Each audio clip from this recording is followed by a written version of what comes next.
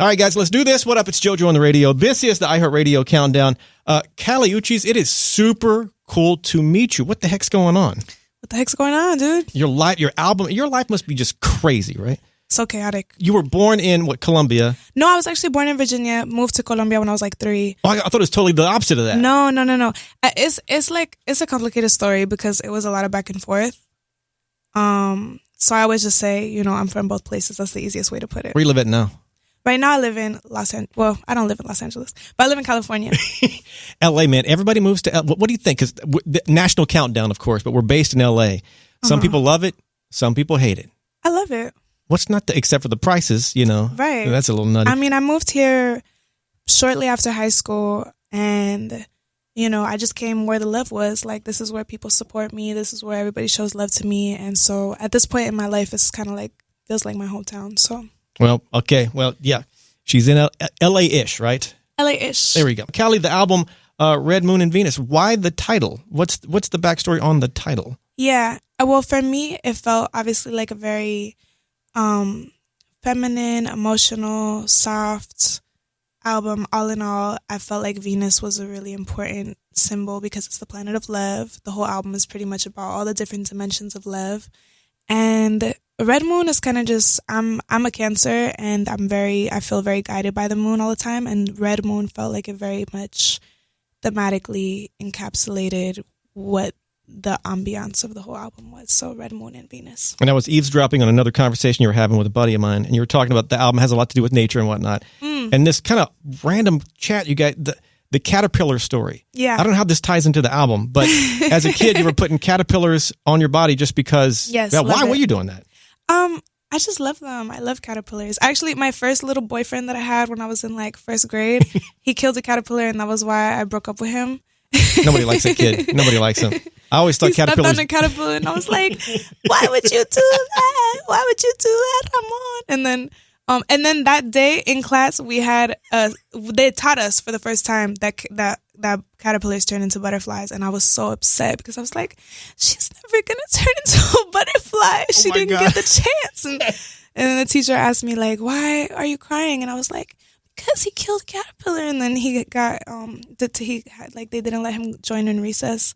And then for the rest of my life, or the rest of the time when I would see him when we would still be in school, he would always be like, where the caterpillars at? He never forgot that I got him in trouble for killing the caterpillar. It was funny. Now, years later, do you ever come in contact with him hey, caterpillar guy? No, I don't really go back home too much because I don't have family there anymore. All my family lives in Colombia. So that actually happened in VA, in school in VA. So, yeah. Well, funny story. Wherever caterpillar guy is, nobody likes you. Yeah. No, he's a cool guy. He's a chill guy. Take that back. This album, we talked about, the title of it now. Talk about the whole sonic vibe of this album. What do people need to know? I would like to think that it takes you on a journey. It's not just one sound. I think it's definitely overall, I think the overall underlying sonic would be soulful, I would say. And yeah, I think there's something for everybody on it. Yeah. What's the here? And there's a reason I'm asking this. What's the last song to make the album, or what song almost didn't make it? Ooh, that's a good question. Because I'll go ahead and tell you why I'm asking. Because a lot of times the one you're thinking, maybe not, that's going to be the big one. It's true, because that actually happened with Telepatía. I almost didn't put that song on the album. Really? It was very close to just not being on Sin Miedo at all. And yeah, so that's true. You're right. What song did I almost not put on this album? Maybe they're all just, no-brainers. Maybe that happens too, clearly. But yeah. I can't remember what song didn't go on the album, but the one that's the most recent is definitely All Mine. I think that's the one that I made the most recently. Because some of those songs, I made them so long ago, so they all range from very different periods of my life. You guys check this album, man. Red Moon and Venus. Weirdest place you've been asked for a selfie? Yeah, in the bathroom at the strip club a few days ago. Oh my goodness. Describe this moment. Well, I went to the bathroom because I realized I was so sweaty, I was so hot, and my wig was starting to come off, and my wig was starting to come back. And I was like, oh no. So I went to the bathroom with my girls to fix it. And then that was when I seen this girl. She was one of the dancers, and she was like, oh my God, I love you. can we get a picture? And I was like, girl, like, I look crazy right now. Stop it. We're not taking a picture. Like, my makeup is all melted. My wig is all the way back here. Like, no. And she was like, no, you look beautiful. And I'm like, you look beautiful too, but I cannot take a picture right now. I look crazy. So I was trying to figure it out, you know. And then when I went in the stall with my girls and they were trying to help me fix the wig, I heard another dancer go in there and the girl told her, like, I love her. And she was like, the girl with the $3 wig on? Oh. Yeah. God, and I was like, I could hear you in the stall. Like, I'm fixing my wig right now. She is not getting a picture. It was bad, yeah. Oh my God. My wig looked so bad. But it was a good wig. It was a good wig. It was just that, you know, it was just, you know, things were going wrong for the wig. It was having a meltdown. Hey, well, new rule, just in general, and people won't listen to me, but no selfies in the bathroom. I think that's I don't mind taking selfies in the bathroom, but sometimes, you know, I try to always take a selfie, but sometimes if I feel like I look popped and I don't want to take a picture, you know, it's not supposed to be any bad blood. You know what I mean? Like, everybody has their off moments. Fair point, man. True or false, you don't use your laptop or phone to write music. It's all pen and paper kind of a thing? For the most part, yeah. I love it because for me, when I write stuff down, I remember it, you know? What's your reasoning for, you know? For me, I'm very much, I feel like when you actually put things on paper, they come to life in a different way than just the phone. So for me, it's about that. And then also it's a little bit about the nostalgia. I love the nostalgia of it. Just, you know, I grew up writing my whole life, so. Do you save them in like a bit of a notebook type thing? Or? Yeah, I have a lot of notebooks. I have a lot of different notebooks. Man, you can, at some point, that's going to be like a museum or some sort of, you know, Hard Rock Cafe or whatever display or something like that. I'm telling you, man. When I feel it's my final hours, I will burn them all so that no one can ever see it. Oh my God. Of course, Red Moon and Venus tour. I think you kick it off April 25th in Austin. Going to be crazy, of course. I've been told your shows are just, you know, just electric. Super vibey, all that, you know, pick a word. It's just amazing. Do you enjoy road life, though? No. Talk about that. Well, I'm just, you know, it's fun to travel every now and then, but being on the road is for me, is very, like, taxing on my body. And I just get, you know, I start missing my cat. I start missing my bunnies, miss my bed. I like to, I'm a homebody. I love my home. Like, I really curate my home to be my sacred space, and when I'm out in the world, it can be fun, but I want to go back home. Like, I want to go home at the end of the day. So yeah. And then I think in general the best part about it is just like being able to see the fans, being able to you love the stage part. Yeah, obviously, the stage is fun. Yeah, the stage is fun, but it's the it's the sleeping in the back of a bus and, like, just not having that stability of, like, never knowing, like I can't just, like, wake up and take a shower when I want to. I have to, like, wait till we get somewhere where there's a shower because I don't like to use the bus showers. That's the most annoying part for me. Yeah. Are the showers just too small or just, like, too cramped or too whatever? I just don't really like them. I don't know how I feel about the water. I don't know how I feel about it. Oh man, yeah. I can imagine. Yeah. Do you use, when you're on the road, a hotel alias? Don't say what it is if you have one. I do use a hotel alias. Have fans ever discovered what it is?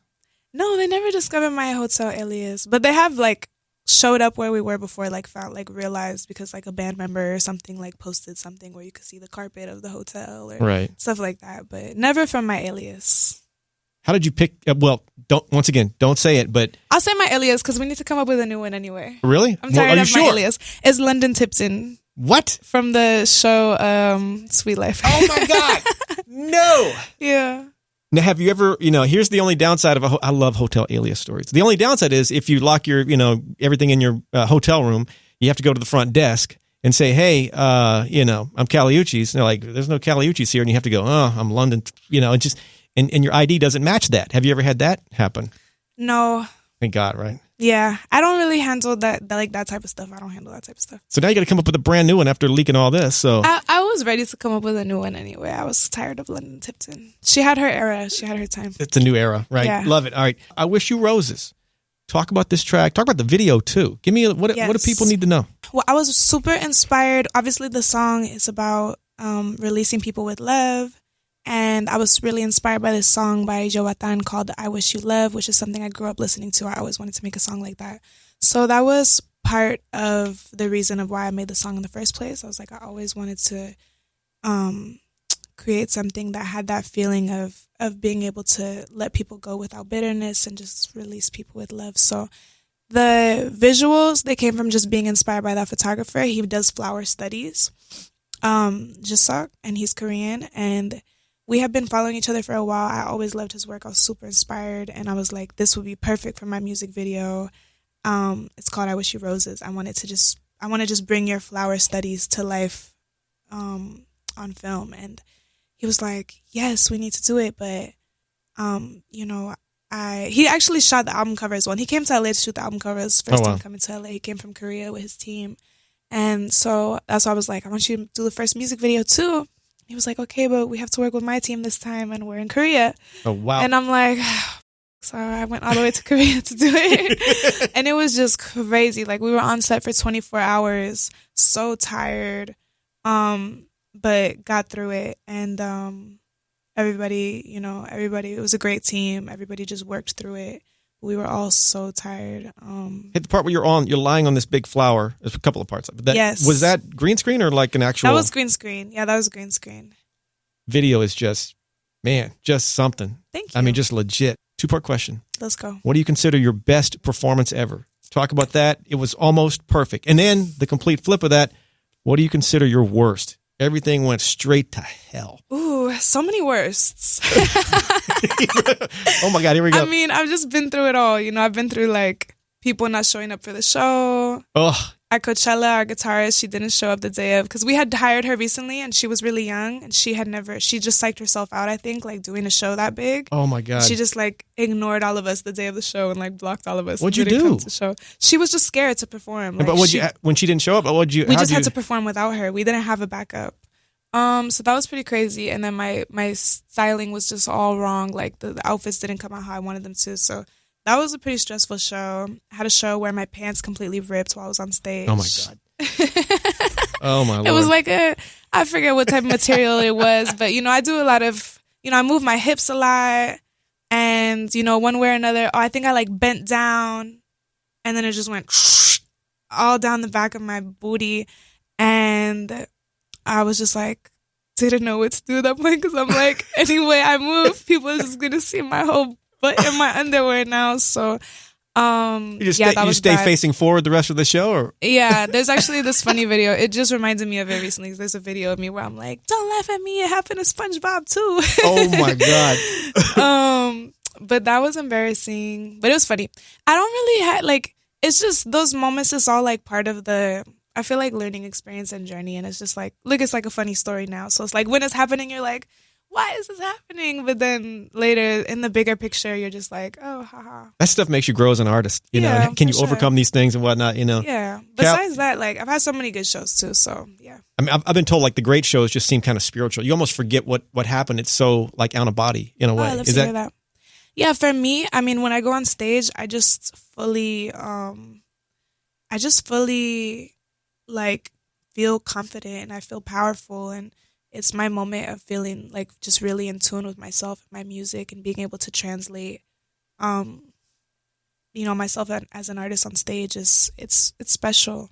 And when you have an artist and a crowd in the palm of your hands, man, that's got to be a rush that you can't really recreate anywhere else, man. Just when you're doing your own show, like when you're doing your own dates, it's so cool. Sometimes when you're doing a festival, it can be awkward because sometimes you'll be seeing people and it will like. I try not to look at people's faces, honestly. When I'm doing a festival, I try not to look at people's faces because they will blow me. Like I have to just look somewhere into the sky because people don't realize. Like they'll think like they're just watching. Like, oh, I'm just watching, but you don't realize like sometimes you can see them. Yeah. How crazy you look from my perspective. Like just looking like.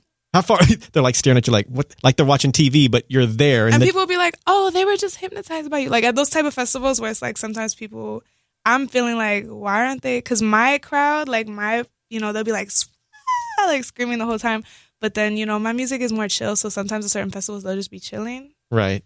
So it's just not the same, like my own show versus like, I have to be at a very specific festival. I feel like it has to be a festival where they know that they're not just going to like turn up the whole time. You know what I mean? Like they're Totally. like ready to like also like just listen to. You see Callie at a festival, lose it. Don't just sit there looking like a goof. True or false? Directing films was your first love or no? Like, was that a big deal before Most music? definitely, yeah. I still hope to one day be able to direct a film. Directing music videos was my first love. Like, just being able to combine, you know, visuals and music, and that was like my love for sure. Like, and then also just making art. Like, I would make art for people, like mixtape covers and whatever. That was something I always loved to do. But writing in general, that I just realized, like, after a certain age, I realized, like, all the things that I loved to do all had to do with being an artist. And so that's why I started just putting my own art out there, like, as artists. I read somewhere like documentaries were a thing of yours. Is that false info? There was a time where I wanted to do documentaries, yeah. I was really into journalism, but, like, journalism, like, people going to countries that have, like, really harsh freedom of speech laws and where people don't actually get access to, like, see what's really going on places. There was a time where I was into that, you know, it's my little rebel. Man, that's some serious stuff there. Yeah, It no, really most is. definitely, yeah. Callie, you don't know this about me. We just met, but I am obsessed with the paranormal. Oh. Ghost, UFOs, everything. I've got a podcast called Paranormal-ish. Oh, I love I'm it. off the deep end. Have you ever had something you consider a paranormal encounter? Oh, that's a good question. You strike me as the type of person that would have something. Maybe You know, I'm wrong. I absolutely believe that there is life outside of Earth. I absolutely believe in life beyond, you know, our human experience. I believe in all of that. So when it comes to like, oh, have you ever had an experience with a ghost? I've never had one. Like, I've never had one. Okay, my challenge to you then, because the tour's coming up, you know, all this good stuff. You're going to be staying in a lot of these, you know, beautiful hotels, but more than you'd think there's a room. Don't go in that room. Guess what happened in room 42B? Oh, look at, beware of this. Would you consider staying in one of those rooms, you know, and if something happens, letting me know, like a reporter? Would that be something? Because everybody tells me no. No, honestly, for me, like, I think that there have, like, throughout my life, I think that there have been little things that were weird that happened, but I've always been told, like, when things like that happen, you ignore it. You don't give more energy to the spirits. So I've always just, like, I'll just go on about, like, nothing happened. Like, it's like, I didn't see it. Something weird happened. So that's why I can't even remember, like, and I don't have, like, a defining moment where I'm like, I had this, like, it wasn't ever that. Because if weird stuff happens, I just ignore it. If I look at the dates on the tour, I'll be like, all right, I'll send you like a message through your label, like, hey, check out XYZ Hotel, room 312, whatever. And I'll give you the history, and it's on you then. I'm trying to be with the good spirits. Yeah. You're trying to send me out there to set you the with a Ouija demons. board. Right. The album Red Moon and Venus, it is out. Get on this tour coming soon. Rewind a bit. Telepatía. That song was so just massive. Did you have, I'm curious, was there like an oh my God moment where you realized, like, damn, this song is going to be just crazy? Was there a moment where it really hit you like, I got something? When we started breaking records with that song, that was the moment where I was like, okay, this is really, really special, because it's something totally different to be like, oh, numbers, la, la, la. But then to be like, oh, first Latina to do this, or, you know, first in a decade to do this and stuff like that, I feel like was so special for me because, you know, I've never been able to do stuff like that before. So it was cool. That song was massive. And congrats once again. Thank you. It's our first time chatting. So, dude, yeah. Callie, I'm not sure if this is true or not, but it usually takes you 5 minutes to write a song. Is that? It depends on the song. I would say that I am a very quick writer, and anybody who's been in the studio with me knows that I write really fast. Because I'm an intuitive writer. Like, I don't believe in like overthinking things too much or overcomplicating things too much.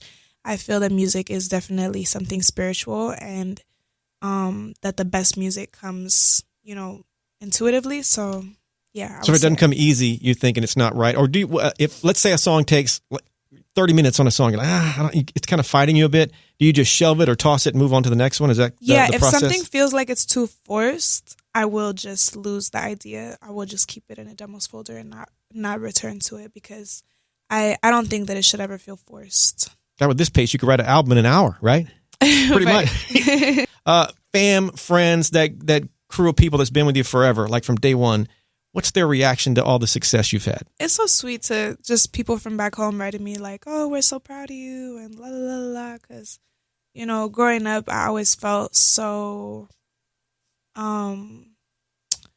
like, you know, like there was always such a lack of support for me in my home. And I felt like just in general, I never felt like I had a community to really like be proud of me or anything. So I never did it for that. Like I always just did it.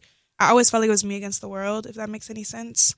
So nowadays to see like people from back home being like, wow, like you did it, da da da da, it's like, it's cool. Like it's definitely like a full circle feeling of it's nice to make people proud. Same question for you. What is, you know, everything you've done so far, and granted, sky's the limit, still lots of places to go and things to do, but what's your reaction to success so far?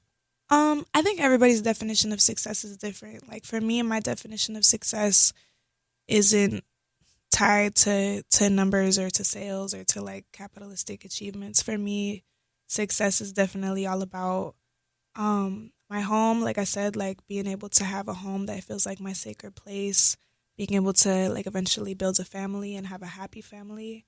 And yeah, being proud of who I am as a person, making decisions that I feel fully proud of, and never compromising myself as a person or as an artist. Those are the things that I'm super proud of. So I'm proud of the fact that I've been able to get the success that I've been able to get while still remaining me, like still being me and making the things that I want. Which is easier said than done. It really is, man. Absolutely. You got to be, yeah. Red Moon in Venus, it is out. Jump on this album. Tour kicking off in April. You're going to stay in a haunted room for me, I think is what you said. Hell no. Something, maybe not, scratch that off. What else do people need to know? What am I forgetting? What do the people need to know? There's a lot that the people need to know. New album coming soon. Another one after this one. Another album is coming. You know, the people need to know, seek knowledge, you know, seek wellness for yourself. Listen to your heart. Find your true inner self. Don't be distracted by all of these things that the world tries to distract you with. That's things that people need to know. Beautiful. Thank you for hanging out. Thank you for having me. At the end of every interview, fist bump to make it official. Give me a little bye.